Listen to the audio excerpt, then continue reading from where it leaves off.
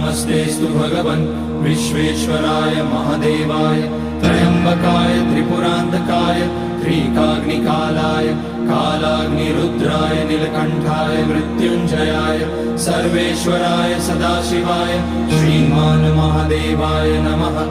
ॐ नमः शम्भवाय च मयोभवाय च नमः शङ्कराय च मयस्कराय च नमः शिवाय च शिवतराय च। ॐ त्र्यम्बकं यजामहे सुगन्धिं पुष्टिवर्धनम् उर्वारुकमिव बन्धनान् मृत्योर्मुक्ष्यमामृतात्। नागेन्द्रहाराय त्रिलोचनाय भस्माकराय महेश्वराय नित्याय शुद्धाय दिगम्बराय तस्मै नकाराय नमः शिवाय।